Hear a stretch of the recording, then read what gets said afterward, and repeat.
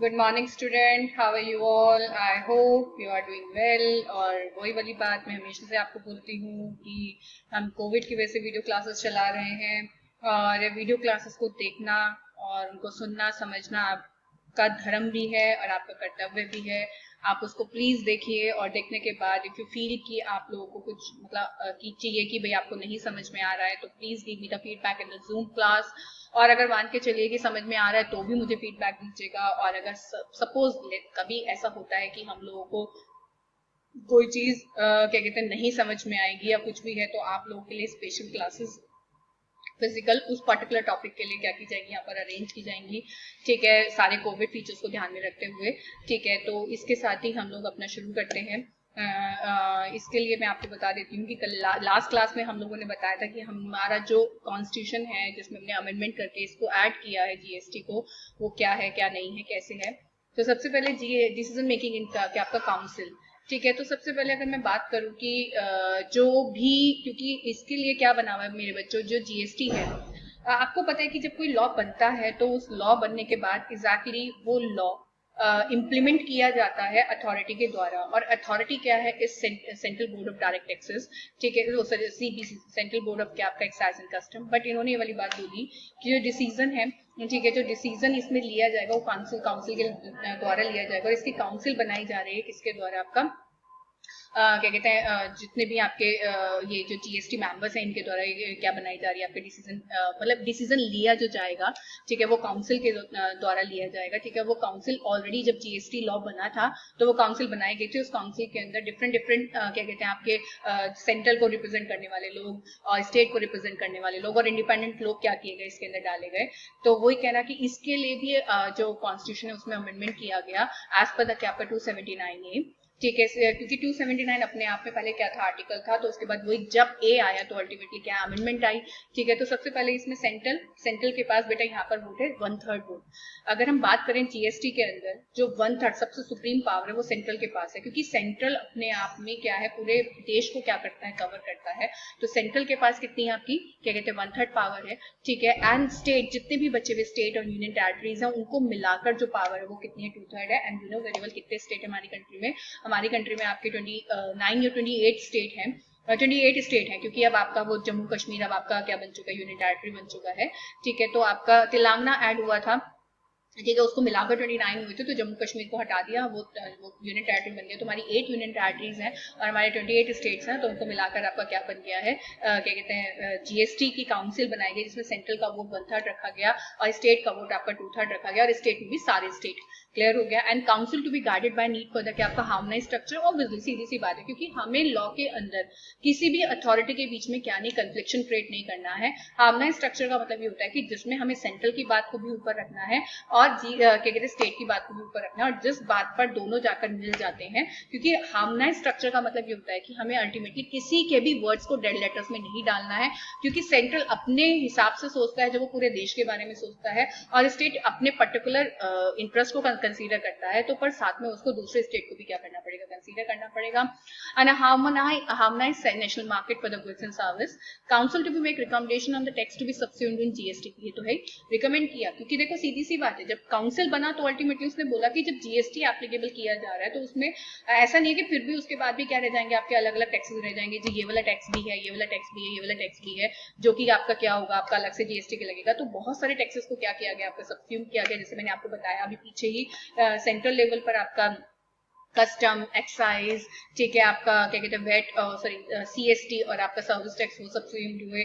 और क्या कहते हैं स्टेट लेवल पर आपका बहुत और भी कई सारे टैक्सेस क्या वो सब्सिडी हुए, तो वो इन्होंने इसमें बताया। एंड एग्जेम्पशन एंड थ्रेशोल्ड्स, बिल्कुल सही बात है कि रिकमेंडेशन ऑफ एग्जेम्पशन की बेसिकली कि किस कमोडिटी को या किस गुड्स को, किस सर्विस को आपका जीएसटी के अंदर लाना चाहिए, कि जीएसटी लगना चाहिए और किसको नहीं लगना चाहिए। ठीक है, और लगना चाहिए तो कितनी लिमिट के साथ लगना चाहिए, क्योंकि थ्रेशोल्ड का मतलब ये है कि इस लिमिट से ऊपर कभी भी जीएसटी नहीं लगना चाहिए।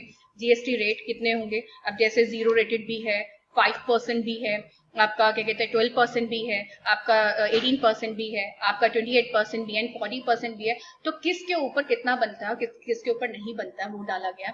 Model GST law and procedure, बिल्कुल सही।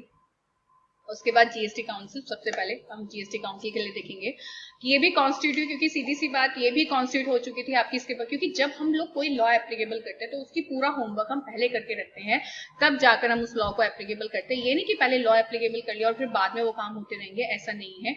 कि हम लोग वही कहना कि जब हम कंपनी के लिए पूरा स्ट्रक्चर तैयार करते हैं तो हम कंपनी को रजिस्टर कराते हैं, जिससे उसके बाद हम उसका इम्प्लीमेंटेशन कर सकें। तो 12 meeting health of our decision, threshold limit for exemptions to be कितनी, 20 लाख। ये यहाँ पर एक मिनट, 20 लाख नहीं है, इस कितनी, 40 लाख। मैं आपको बता देती हूँ कितनी है, और स्पेशल कैटेगरी जो स्टेट्स हैं उनके लिए कितनी है आपकी, 20 लाख, ठीक है। And 50 lakh is the compounding threshold limit, नहीं, दिस इज क्या आपका 70, वैसे तो कितनी है आपकी 1.5 करोड़ हो चुकी है आपकी, 150 लाख कर देती हूँ, ठीक है। और जो स्पेशल कैटेगरी वाले हैं, ठीक है, जो स्पेशल कैटेगरी वाले हैं उनके ऊपर कितनी है आपकी 75 लाख।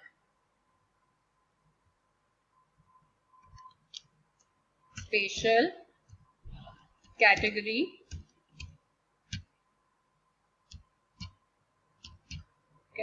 एग्जेम्पशन लिमिट इज कितनी, 75 lakh. Is it clear guys, ठीक है ना। एंड गवर्नमेंट में क्या आपका convert existing area based exemption scheme into reimbursement based scheme, ठीक है, वो डिपेंड करता है, ठीक है, क्लियर हो गया, ये इनका काम है। एंड देन उसके बाद एक मिनट,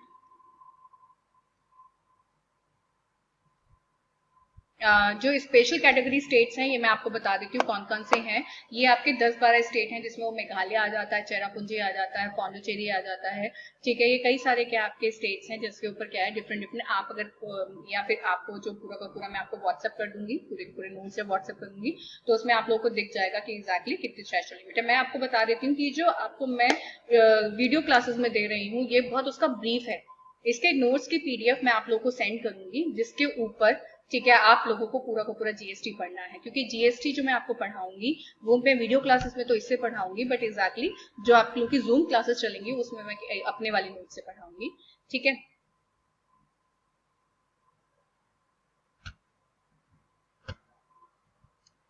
अब आते हैं decision to be insure single interference all administrative control, 90% of the tax payer having turnover below कितना आपका 150 करोड़, मतलब 1.5 crore would be best with the state tax, बिल्कुल। 90% ऑफ द टैक्स पेयर क्या, जिनका टर्नओवर किससे है वो किसका स्टेट टैक्स एडमिनिस्ट्रेशन के अंदर आएंगे। 10% of tax payer having turnover इससे ऊपर वुड बेस्ट विद द क्या आपका central tax administration. And tax payer जिनका टर्नओवर 1.5 करोड़ से ऊपर होगा वो सेंट्रल स्टेट टैक्स एडमिनिस्ट्रेशन के अंदर आएंगे। And same arrangement would be applicable for IGST act with few exceptions, ठीक है। इसके अलावा आपका अब इसमें मैंने आपको बताया था इसमें क्या है, कई सारे लॉ पास हुए। सबसे पहले सीजीएसटी सेंट्रल स्टेट क्या कहते हैं central goods and service tax, जो सेंट्रल लेवल पर जिसमें लगता है लेविट जो होता है सेंट्रल के द्वारा होता है। यूटीजीएसटी यूनियन टेरिटरी क्या कहते हैं गुड्स सर्विस टैक्स। आईजीएसटी इसके आपका क्या कहता है इंटर स्टेट मतलब integrated goods and service tax, and SGST is the state government state goods and service tax, and the GST compensation law approved, ठीक है। Formula for calculating compensation finalize, ठीक है, वो तो आप लोगों को जब न्यूमेरिकल पोर्शन पढ़ाया जाएगा जूम क्लासेस पे तो मैं आपको बताऊंगी। टैक्स रेट मैंने आपको बताया था 4 टैक्स रेट शुरुआत में लगाए गए थे, 5%, 12%, 18%, 28%, बट कुछ चीजों के ऊपर क्या है आपका 40% भी है। And some goods and service would be exempt, बिल्कुल जो essential goods and services like vegetables हो गई एंड ऑल, उनके ऊपर क्या होता है आपका एग्जेम्प्ट होता है। And special tax rate for the precious metal उनके ऊपर कम है, 1% और 2% है, cess over the peak rate of the 20% on specified luxury and sin goods.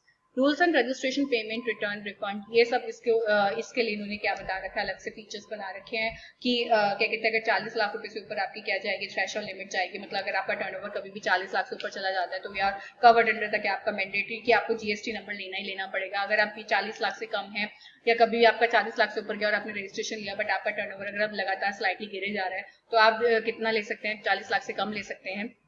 40 lakh से अगर कम हो चुका है तो आप अपने जीएसटी को कैंसिल, अपने जीएसटी नंबर को कैंसिल कर सकते हैं। पर वही कहना कि अगर आप लोग को इनपुट टैक्स क्रेडिट लेना है तो बिना रजिस्ट्रेशन के वो आपको अवेलेबल नहीं होगा। इनपुट टैक्स रेट भी और एक्सप्लेन किया फर्दर क्लासेस, ठीक है। इसके अलावा पेमेंट कैसे होगा, क्योंकि सीधी सी बात है कि जीएसटी ना केवल आपको लगाना है गुड्स के ऊपर बल्कि उसका पेमेंट भी करना है, क्योंकि ये डायरेक्ट टैक्स है। तो पेमेंट तो इसमें कस्टमर ही करता है, बट एग्जैक्टली पे करके आपका वो प्रोवाइडर आता है जिसने कस्टमर को वो सर्विस या फिर गुड्स प्रोवाइड की होती है।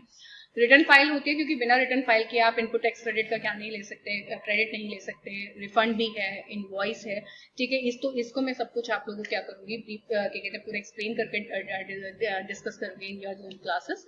तो विल मीट इन द क्या आपका जूम क्लासेस, ठीक है। Okay bye guys, take care. और इसके साथ ही हम लोग अपनी नेक्स्ट क्लास में मिलेंगे, ठीक है। Okay bye guys, take care.